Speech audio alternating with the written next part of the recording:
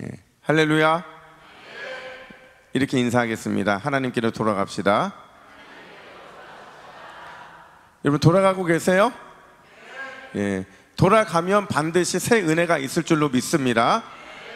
어떤 목사님께서 태국 치앙마이에 가셨다고 해요. 저는 한 번도 안 가봤어요. 근데 이제 거기 가서 뭘 보셨냐면 호랑이 쇼. 여러분 호랑이 쇼 본 적 있으세요?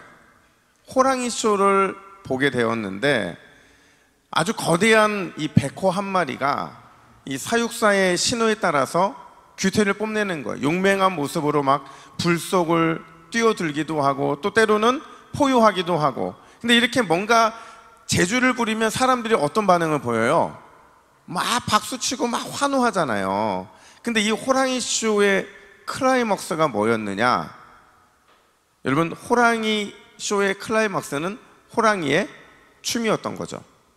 호랑이가 어떻게 춤출까요? 어떤 춤을 췄냐면 싸이의 강남 스타일. 여러분 싸이의 강남 스타일이 어떤 춤인 줄 아세요? 무슨 춤이에요? 그래서 희한한 거예요. 사람들이 호랑이가 이러고 춤을 추고 있으니까 얼마나 재밌었겠어요. 막 손뼉 치고 열광하는데 그걸 보고 있는 목사님은 웃을 수가 없는 거예요. 왠지 막 슬픈 감정이 들더라는 거죠. 그래서 왜 그런 감정이 들었을까?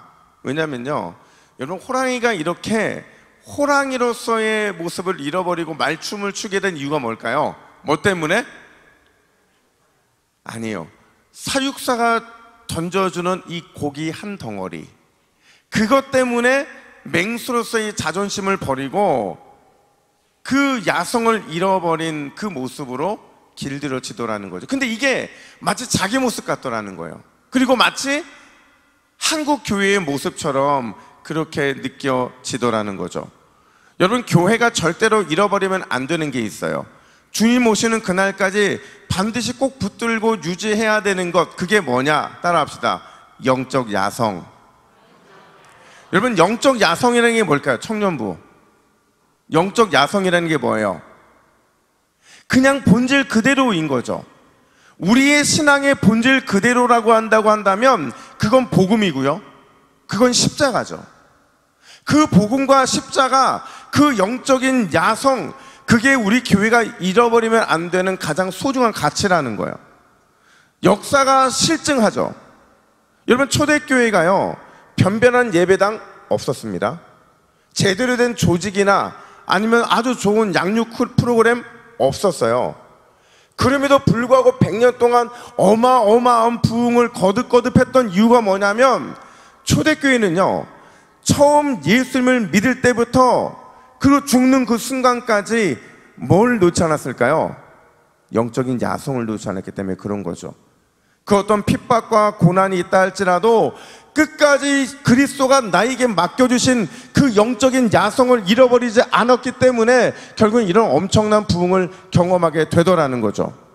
결국 우리 인생의 부흥과 우리 동부교회의 부흥은 다른 데 있는 게 아니에요. 나에게 뭐가 있는가 확인하면 돼요? 영적인 야성이 살아있는가? 우리 가정과 우리 교회가 영적 야성을 유지하고 있는가? 여기에서 부흥의 유무가 갈라지게 되기 때문에 그런 거죠. 그런 의미에서 여러분 우리 옆에 분들에게 이렇게 한번 선포해 보세요. 옆에 사람이 장로님일 수 있고 권사님일 수 있고 집사님일 수 있어요. 딱 마주보면서 지금만 허용되는 겁니다. 그 사람의 호칭을 부르면서 만약에 그분 집사님이면 집사여 영적 야성을 회복하라. 한번 하겠습니다. 자 시작. 자, 제가 여러분을 하고 여러분 저한테 하는 거예요. 성도 여러분이요 영적 야성을 회복하라. 자 여러분 저한테도 목사여 시작. 아멘. 여러분 영적 이 야성이 회복되면, 무너지지 않으면 우리의 심령은 날마다 부흥의 그 자체가 될 줄로 믿습니다. 오늘 본문을 여러분 두 단어로 요약해 보면요, 하나는 열린 문이고 또 하나는 보좌라는 거예요. 근데 그냥 열린 문이고 그냥 보좌가 아니라 완전 날 것 같은 그 신앙의 열린 문과 보좌에 대해 설명하고 있는데, 과연 어떤 의미가 우리에게 주어지고 있느냐, 그걸 살펴보면요, 먼저 우리가 기억해야 되는 게, 따라합시다. 문은 이미 열렸다. 바로 그거죠. 여러분, 하나님은요 자기 백성을 위해서 늘 하나의 문을 항상 열어놓으시는 은혜로우신 하나님이신 줄 믿으시길 축복합니다. 이게 우리의 믿음의 시작인 거예요. 1절 상반절 말씀 보면 이렇게 말합니다. 우리 1절 상반절 함께 읽습니다. 시작. 2일 후에 내가 보니 하늘에 열린 문이 있는데. 아멘. 여러분 잘 보세요. 이게 무슨 의미인지 잘 보셔야 돼요. 요한이 믿음으로 하늘을 바라보자 닫혔던 문이 열렸다. 1번. 2번, 영안이 열리게 되면서 이미 문이 열려 있음을 요한이 발견했다. 1번이에요, 2번이에요? 자, 여러분, 우리 동부교회는 수준이 있는 교회잖아요. 잘 생각하고 또 고민해서, 우리 청년들 여러분 다 수능 봤잖아요, 그죠? 우리 중고등부 손 들어보세요. 중고등부 얘들아 번쩍 들어. 번쩍. 오케이. 회장 손 드는 연습. 자, 여러분 잘 들으세요. 요한이 믿음으로 하늘을 보자 닫혔던 문이 열렸다. 1번. 2번, 영안이 열리게 되면서 이미 문이 열려 있음을 발견했다. 2번. 1번이에요, 2번이에요? 2번이죠. 지금 요한은요 이미 열려있는 문을 보고 있는 거예요. 근데 영안이 닫혀있다 보니까 하나님께서 열어놓으신 문을 지금까지 보지 못했던 거죠. 근데 여러분 이게 왜 중요하냐면, 자, 우리 어른들이가 물어볼게요. 우리가 살아가다 보면 이렇게 느껴질 때 있잖아요. 길이 완전히 막혀 있어서 절대로 앞으로 나아가지 못할 것처럼 느껴지는 고난의 때 있어요, 없어요? 청년들이 그런 걸 경험했다고? 다시요? 이럴 때 있잖아요. 아무것도 할 수 없을 것처럼 느껴지는 절망의 때 있어요, 없어요? 우리 청년들도 대답해 보세요. 정말 인생에서 한 발자국도 전진하지 못할 만큼 사방팔방으로 장애물들이 가득할 때 있어요, 없어요? 있죠. 근데 여러분, 그때 우리가 넘어지지 않고, 그때 시험에 들지 않고 좌절하지 않으면 어떻게 해야 되느냐? 따라합시다. 그래도 하늘문은 열려있다. 믿으십니까? 그러니까 요한은요 지금 그걸 보고 있는 거죠. 여러분, 우리나라도 일제에 엄청난 핍박을 경험했잖아요. 제가 우리 교회에서 이 얘기를 3번째 하는데 무슨 얘기인 줄 아세요? 주기철 목사님 얘기예요. 저는 이 주기철 목사님 얘기를 너무 좋아해요. 왜 좋아하냐면 그분이 겪었던 이 고난의 문제가 저한테도 굉장히 비중 있게 다가오기 때문에 그런 거거든요. 여러분, 교회가 굉장히 큰 박해를 받고 있을 때 주기철 목사님이 신사참배 거부하다가 결국에는 해방을 몇 년 앞두고 옥사하죠. 순교를 당하게 돼요. 근데 그의 신앙이 얼마나 투철했는지, 여러분, 주기철 목사님 하면 뭐가 떠올라요? 무슨 각오? 일사각오가 떠오르잖아요. 일사각오. 어마어마한 믿음에 대한 이 결단이 그에게 있었는데, 그의 삶에 보면 이런 일이 있었잖아요. 그의 어머니, 그리고 사모님, 그리고 막내 아들이 서대문 형무소에 아빠 보러, 남편 보러, 아들 보러 갔는데 이 창살 너머로 고문을 당하는 걸 그 고선에 다 보고 있는 거죠. 어떤 고문을 당했느냐? 목사님을 책상에 누입니다. 책상에 누워서 일본 순사들이 팔과 다리를 붙잡아요. 그리고 한 사람이 이만한 주전자에다가 고춧가루를 탑니다. 그리고 그 물을 주기철 목사님 입에 막 부어요. 여러분, 그냥 물도 힘든데 무슨 물이에요? 고춧가루 물이잖아요. 막 들어가면 막 괴로워합니다. 막 먹다 못해서 막 넘치고 막 이래요. 근데 배가 볼록해지잖아요. 그럼 그 배에다가요 이 의자를 뒤집어서 딱 올려놓고 순경 중에 한 사람이 거기를 뛰어서 앉습니다. 그러면 여러분 이 배에 있던 그 물들이 다 터져서 눈, 귀, 코, 구멍이라는 구멍으로 다 쏟아지는 거예요. 미치듯이 막 몸부림치고 있는 그 고통스러운 모습을 보면서 목사님에게 물어요. 너 이래도 예수 믿을래? 그리고 창살 밖에 있는 가족들에게 똑같이 묻습니다. 그래도 끝까지 예수 믿을 거니? 이렇게 묻는다는 거죠. 근데 이 충격으로요, 이 막내 아들 엄마 할머니 따라왔다가 실어증에 걸리게 되는 이런 사건도 있었죠. 근데 요한의 시대가요, 더하면 더했지 덜하지 않았을 거라는 거죠. 그러니까 요한의 시대는요, 정말 어떻게 하면 그리스도인들을 죽일까를 고민하는, 괴롭힐까를 고민하는 사람들로 가득했던 때가 바로 요한의 시대였던 거죠. 특별히 도미티안 황제가요, 권좌에 앉아 있을 때 정말 입에 담기도 힘든 그런 악행들을 행했거든요. 그 악행이 얼마나 대단했는지 신앙 양심을 팔아버리고서 자기가 적당히 타협할 정도로, 그 정도로 큰 고난에 때였는데, 요한이 느낄 때, 그 당시에 많은 그리스도인이 느낄 때에 세상의 권세와 로마의 권세가 얼마나 무섭고 두렵게 느껴졌겠냐는 거예요. 근데 바로 그때에 하나님께서 요한에게 말씀하시는 거죠.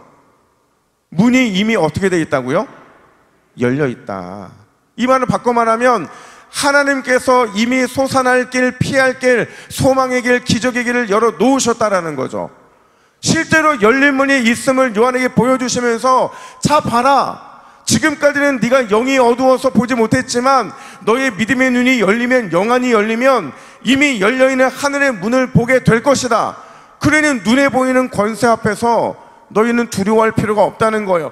눈에 보이는 권세에 굴복하지 말고, 비록 눈에 보이지 않는 권세이지만 그러나 가장 확실하고 가장 안전한 권세이신 누구를 의지하라고요?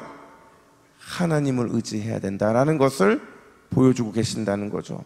특별히 오늘 이 자리에 있는 우리 사랑하는 청년들, 여러분 청년들이요, 오늘 이 밤에 하나님께서 열어놓으신 하늘의 열린 문을 보게 되는 놀라운 은혜가 있기를 축복합니다. 우리 청년의 때에 하늘문이 열린 것을 보잖아요. 여러분 세상이 다 열어버릴 것이 됩니다. 우리 청년 여러분들, 눈에 보이는 세상의 권세와 세상의 힘을 두려워하는 것이 아니라, 그 힘에 굴복되는 인생이 아니라, 비록 눈에 보이지는 않지만 가장 확실하고 가장 안전한 권세이신 누구를 만나야 된다고요? 하나님을 만나야 된다라는 거죠. 여러분 이거는요, 모든 믿음의 선배들이 다 겪었던 과정들이었던 거죠. 모든 믿음의 이 선배들이 사방팔방 막힌 것 같은 이런 암담한 현실을 살았어요. 세상의 권세와 힘에 굴복되는 인생, 살 수밖에 없는 환경이었어요. 그럼에도 불구하고 하나님이 열어주신 하늘문을 그들이 발견하고, 오히려 하늘문을 열어주신 하늘의 하나님을 붙잡기로 결단하는 이 과정을 통해 그들이 진짜 믿음의 사람으로 변화되는 그런 과정들을 겪게 되는 거거든요. 최고의 예배를 드렸던 아벨도 그랬고요, 하나님과 동행했던 에녹도 그랬고요, 구원의 방주를 만들라는 말씀에 순종했던 노아도, 그리고 믿음의 조상 아브라함도, 모세도, 모든 선지자들과 모든 사사들이 다 이 과정들을 통과했죠. 통과하니 그 이후에 그들에게 주어져 있는 별명이 뭐였느냐? 따라합시다. 세상이 감당하지 못하는 사람. 저는 우리 청년들이 세상이 감당하지 못하는 그런 믿음의 사람이 되기를 축복합니다. 어느 교회 출신이요? 동부교회 믿음의 다해. 알았지? 아멘, 아멘으로 다해. 알았지? 여러분 다 증인해. 우리 다해가 진짜 하나님을 찬양하는 데는 이게 유년부에서 소문이 났어요. 채은이 어디니? 어디 숨었니? 괜찮아? 여러분 세상이 감당하지 못하는 아이들이에요. 이 놀라운 이 모습들이 믿음의 선배들이 경험한 것처럼 하늘문이 열리는 것을 경험하고, 그 경험함을 통해서 놀라운 믿음의 세대들로 세워지게 될 줄로 믿습니다. 그렇다고 한다면 여러분, 우리 청년들뿐만 아니라 모든 우리 어른 세대 역시도 오늘 하늘문이 열리는 그 놀라운 은혜를 구하시기를 축복합니다. 가장 확실하고 가장 안전한 권세이신 하나님 반드시 만나기를 반드시 소망하시기를 축복합니다. 그럼 여러분, 하늘이 열리는 것을 보게 될 거예요. 우리 옆에 분들의 이 믿음을 선포합시다.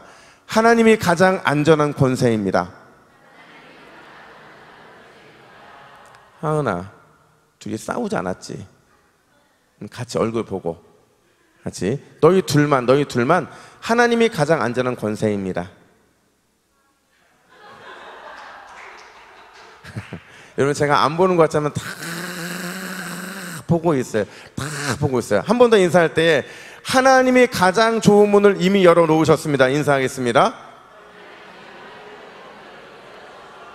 아멘. 여러분, 두 번째로 오늘 본문의 두 번째 키워드가 뭐라고 그랬어요? 보좌, 보좌죠. 하늘의 보좌를 우리는 끊임없이 응시해야 살 수 있는 존재들이라는 것을 오늘 본문은 말해주고 있죠. 하늘의 문이 열린 것을, 열려있는 하늘의 문을 발견한 요한이요, 성령의 이끌리심 받아서 천상의 예배에 참석하게 되는데, 근데 그 장면 속에서 우리가 주목해야 되는 게 있어요. 그게 뭐냐면 바로 보좌였다는 거죠. 특별히 오늘 요한은요, 두 개의 보좌를 보게 되는데, 먼저 첫 번째 어떤 보좌를 보느냐, 우리 2절부터 3절 말씀을 같이 읽습니다. 시작.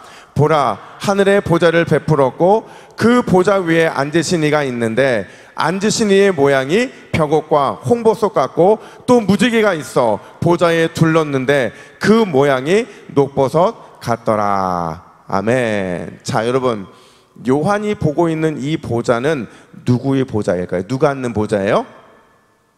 그쵸, 우리의 예배를 받으시기 합당하신 하나님이 앉아 계신 보좌죠. 여기서 보좌라는 말은 무슨 뜻이냐면 능력과 권세라는 의미예요. 하나님께서 능력의 주로, 권세의 주로 그 보좌에 앉아 계신다라는 의미인 거죠. 근데 우리가 주목해야 되는 것은 그 보좌에 앉아 계신 분이 하나님이 맞는데, 그 보좌에 앉아 계신 하나님이 벽옥과 홍보석과 녹보석으로 묘사되고 있다라는 거죠. 아니, 하나님이면 하나님이죠. 어떻게 하나님이 벽옥이고 홍보석이고 녹보석이냐? 이건 여러분, 하나님의 성품이 어떠한지를 보여주고 있는 표현인 거죠. 맑고 투명한 벽옥은요, 하나님의 거룩하심을 보여주는 거고요, 붉은 빛깔의 홍보석은 죄에 대한 하나님의 진노, 그리고 하나님의 심판을 보여주는 것이고, 그리고 푸른색의 이 녹보석은 하나님의 자비와 사랑을 의미하는 거예요. 근데 중요한 건 뭐냐면, 이러한 하나님의 성품이 무엇으로 둘러져 있냐? 뭘로 둘러져 있어요? 무지개. 무지개는 바꿔 말하면 언약이에요. 하나님의 말씀인 거죠. 이걸 당시 성도들의 시선으로 해석해 보면, 여러분, 당시 성도들의 입장에서 하나님의 보좌가 있어요. 그분의 거룩하심과 진노와 심판과 자비와 사랑이라는 그 성품을 무지개로 둘렀다. 이건 무슨 의미가 있냐면, 따라합시다. 하나님만이 답이시다. 믿으십니까? 때로는 그들의 삶이 하나님의 거룩하심 앞에 떨어져 있을 때도 있고, 때로는 그들의 삶이 죄에 대한 하나님의 진노와 심판에 억눌려 있는 것처럼 느낄 때도 있고, 때로는 하나님의 자비와 사랑이 그들 가운데 넘쳐 있는 것처럼 보일 때도 있지만, 그럼에도 불구하고 그 모든 순간에 하나님의 이 성품이 무지개로 둘러 있음으로 인해서 누가 답이라고요? 하나님이 답이라는 사실을 보여주는 거죠. 하나님만이 모든 문제의 해석의 기준이고 모든 문제의 결론에 대한 해답이라는 거예요. 여러분, 성도는 하늘 보좌의 관점, 바꿔 말하면 날마다 하나님의 보좌를 바라보고 거기에서 문제의 해석을 찾고 거기에서 답을 찾는 그런 인생이 돼야 될 줄로 믿습니다. 오늘 제가 청년들에게 묻고 싶은 게 그거예요. 여러분들이 뜨겁게 하나님을 찬양했어요. 저는 막 어깨가 저리더라고요. 제가 한번 살짝 뒤로 돌아봤는데, 역시 우리 장모님들, 우리 권사님들 저와 함께 같이 헤매고 계셨어요. 근데 제가 여러분 청년들에게 묻고 싶은 게 뭐냐면, 그렇게 열정적으로 하나님을 찬양하고 그렇게 열정적으로 하나님을 높였을 때 여러분 무엇을 바라보고 있었냐는 거예요. 여러분이 봐야 될 것은 그냥 내 감정이 아니고요, 우리의 이 환경이 아니고 우리의 예배를 받으시는 열린 문 속으로 보이고 계신 바로 보좌에 앉으신 우리 하나님이신 줄 믿으시기를 축복합니다. 그분을 보고 찬양하는 자는요, 그 속에서 하나님의 답이라는 사실을 깨닫게 되는 거죠. 그리고 이미 그 삶에는 하나님이 답을 주셨다라는 거예요. 근데 이게 왜 중요하냐면요, 이게 보여야 둘째 보좌가 보이기 때문에 그렇죠. 하나님의 보좌에서 답을 찾는 인생이 되고, 그 보좌가 내가 찬양하는 이유가 되고, 그 보좌가 우리가 살아가는 이유가 돼버리잖아요. 그러면 두 번째 보좌가 보이는데, 그 보좌가 뭐냐? 4절 말씀, 우리 4절 말씀을 함께 읽습니다. 시작. 또 보좌에 둘려 24 보좌들이 있고, 그 보좌들 위에 24 장로들이 흰 옷을 입고 머리에 금관을 쓰고 앉았더라. 아멘. 자, 여기서 24 장로는요, 몇 더하기 몇일까요? 12 더하기 12예요. 앞에 12는 구약의 12지파, 뒤에 12는 신약의 12사도죠. 이 말을 한마디로 바꾸면 신구약 모든 하나님 나라의 백성들, 이거를 한 단어로 뭐라고 그래요? 교회라고 하는 거죠. 천상의 24 장로들, 하나님의 백성들, 교회, 그거를 이 24 장로로 보여주고 있는데, 그들의 상태를 보세요. 여러분, 그들이 무슨 색 옷을 입고 있어요? 흰옷. 흰옷은 거룩한 승리자의 예복이죠. 뭘 쓰고 있어요? 금관, 영광과 종교의 관이죠. 중요한 건 이들이 지금 어디에 앉아 있느냐 하는 것인데, 어디에 앉아 있어요? 또 어디에 둘러 있다고 말하죠? 보좌라고 말을 하죠. 보좌는 하나님의 권세와 능력을 교회와 성도들로 함께 얻게 될 것을 보여주고 있는 거죠. 지금 요한은 이걸 보면서 확신하고 있는 거예요. 아, 하늘 보좌의 관점에서 내가 오늘 이 반모섬에서 하늘을 바라봤을 때, 그 하나님의 보좌를 봤을 때, 나의 현재, 나의 고난과 시련, 나의 인생의 모든 문제를 해석해야만, 그 보좌를 보며 해석해야만 결국 이들이 누리는 승리를 나도 누리게 되는구나 라는 것을 깨닫게 되었다라는 거죠. 하늘의 보좌의 관점에서 문제를 보고 해석한 사람만이 하나님이 입혀주시는 거룩한 승자의 옷을 입을 것이고, 하나님이 쓰여주시는 영광과 종교의 관을 쓰게 될 것이고, 하나님의 권세와 능력의 보좌에 앉을 은혜를 누리게 될 줄로 믿으시기를 축복합니다. 여러분, 오늘 어떤 문제를 가지고 나오셨나요? 어떤 인생 기도의 제목을 가지고 나오셨나요? 여러분, 권세와 능력의 보좌, 주님이 앉으신 그 보좌를 바라보는 사람들마다 인생의 문제와 인생의 기도 제목이 반드시 능력의 역사로 나타나게 될 줄 믿으시기를 축복합니다. 지난이 아니네요. 어제. 저는 행복한 게 뭐냐면요, 주변에 너무 좋은 분들이 많이 있어요. 근데 어제 이제 서울에서 이 부산으로 내려오기 전에 목사님들끼리 모임이 좀 있었어요. 그래서 목사님들끼리 모여가지고 늘 만나서 얘기하다 보면 이 목회적인 인사이트도 누리지만 제가 받는 은혜 뭐 이런 것도 참 많거든요. 근데 한 친구 목사님의 가정 이야기가 계속 뇌리에서 막 떠나질 않는 거예요. 무슨 얘기냐면 이런 거였어요. 그 목사님한테는 돈 잘 버는 사모님이 계셨대요. 엄청 돈 잘 버셨대요. 그러니까 여러분, 목사님의 사모님들이 돈을 잘 벌면 어떨 것 같아요? 행복해요. 엄청 행복해요. 근데 이 사모님 돈을 잘 버시는 사모님이셨는데, 근데 이제 이 돈을 벌어서 늘 남편 목회 뒷바라지하고 후원하는 게 이 사모님의 기쁨이셨던 거예요. 근데 이제 어느 날 갑자기 이 사모님이 몸이 아프지기 시작했대요. 근데 몸이 아프면 어디 가야 돼요? 묻는 게 문제죠. 당연히 병원에 가야죠. 병원에 찾아가서 뭐 검사도 받고 정밀 검사도 받는데, 그런데 아무런 병도 발견되지 않는데요. 근데 보통 이렇게 되면 세상 사람들이 이런 병을 무슨 병이라고 하는 줄 아세요? 무슨 병이라고 그래요? 그렇죠, 신병이라고 얘기하거든요. 그러니까 사모님이 마치 심병에 걸린 것처럼 죽을 만큼 아프시더라는 거예요. 그래서 하나님께 기도하면서 이렇게 병실에 누워 있는데 갑자기 하나님이 망치로 머리를 쿵 치시더래요. 그러면서 뭐라고 말씀하시냐면, 야, 이제 남편 후원하지 말고 남편과 함께 내 양을 좀 섬겨라, 이러시더라는 거예요. 근데 여러분, 이게 쉬운 일 같잖아요. 아니에요. 쉬운 일 같지 않아요. 내 손에 쥐고 있는 것을 놓는 순간 내가 다 잃어버릴 것 같은 두려움 때문에 이게 정말 어려운 거거든요. 그리고 이 목사님도 마찬가지예요. 그래도 자기가 어려운 교회에서 사역할 때도 편했던 이유는 아내가 잘 벌었기 때문이거든요. 미래를 걱정하지 않아도 되는 것은 아내가 잘 버니까 그게 가능했던 거예요. 그걸 놓는 게 쉽지 않았는데, 근데 여러분 놀라운 게 뭐냐면, 이 하나님께서 사모로서의 전적인 헌신을 요구했을 때 그걸 딱 놨다는 거예요. 근데 어떤 일이 벌어졌냐면, 결단하고 딱 놓자마자 마치 신병처럼 아팠던 게 어떻게 된 줄 아세요? 갑자기 몸이 회복이 되는 거예요. 그리고 이거를 놓게 되는 과정도요, 기가 막히게 하나님의 섭리를 팍팍 인도하시는데 너무 기적처럼 모든 것들이 이루어지더라는 거죠. 그리고 이 목사님이 항상, 그러니까 저희 친구들을 부러워한 거예요. 저도 이제 큰 대형교회 출신 목사니까 대형교회에서 사역을 하다 보면 얻는 것도 많고 보는 것도 많고 되게 좋거든요.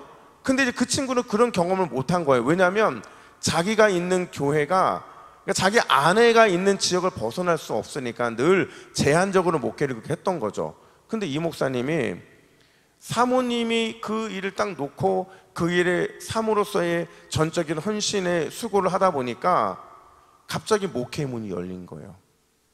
불가능해 보였던 그 목회의 문이 탁 열리면서 담임 목회의 문들이 확 열리게 되는데, 그분이 이런 말을 해요. 뭐라고 하냐면, 지금까지 내 관점으로, 내 시선으로 내가 너무 한정되게 살았다는 거죠. 근데 이제 그게 자기는 남편을 도울 수 있는 최선의 길이라고 생각했는데 그게 아니라는 거예요. 하나님이 원하시는 것은 따로 있다라는 거죠. 근데 그걸 자기가 놓았기 때문에 하나님께서 자기에게 그 놀라운 은혜를 부어 주시더라는 거예요. 여러분, 오늘 하나님 앞에서 하늘의 보좌를 갈망하고 바라보고 묵상하면 은혜의 하나님께서 하늘의 열린 문을 보여주실 뿐만 아니라 하늘 보좌의 능력과 권세도 우리에게 허락해 주실 줄 믿습니다. 하나님은 그런 분이십니다. 우리가 보지 않았기 때문에 열린 문이 보이지 않았을 뿐이고, 우리가 하늘 보좌의 능력과 권세에 집중하지 않다 보니까 그 권세가 내게 되지 못하는 경우가 너무 많기 때문에 그래요. 여러분, 오늘 그 하늘 보좌를 다시 회복하시고, 그러므로 인생의 모든 짐들, 풀리지 않는 문제들, 그리고 어려움의 모든 것들이 끝장나는 이 밤이 되시기를 주님의 이름으로 축복합니다. 우리 청년들, 인생의 문제 있어요, 없어요? 이게 문제야. 자, 여러분, 청년들 문제 있어요, 없어요? 있죠. 결혼하고 싶고, 취업하고 싶고, 진학하고 싶고, 정말 잘 나가고 싶고, 우리는 수많은 이런 문제들이 있거든요. 근데 여러분 기억하세요. 하늘 보좌를 바라보는 순간 모든 것이 끝이 나는 거예요. 요한이 여기에서 소망을 봤던 것처럼 오늘 하늘 보좌를 봄으로 모든 문제가 해결되는 역사가 있기를 주님의 이름으로 축복합니다. 기도하겠습니다. 하나님 아버지, 은혜와 사랑을 감사합니다. 오늘 우리가 주목하는 것은 하늘 보좌, 그 영광의 보좌인 줄 믿습니다. 그 영광을 바라보며 오늘도 믿음으로 더욱더 한 걸음 나아갈 수 있도록 인도하여 주시고, 우리의 닫혔던 눈들을 다 열어주셔서 오직 살아 역사하시는 하나님의 은혜로 말미암아 오늘도 승리하는 이 밤이 될 수 있도록 인도하여 주시옵소서. 하나님, 하늘문을 바라보며 하늘에 열린 그 보좌의 능력을 사모할 때에 반드시 우리의 인생 가운데 하나님 베풀어 주시는 놀라운 은혜가 임하게 될 줄로 믿습니다. 그 능력의 소망이 우리 가운데 이루어질 줄로 믿습니다. 주님을 갈망하는 이 밤이 되게 하여 주시옵소서. 감사드리며 예수님의 이름으로 기도하옵나이다. 아멘.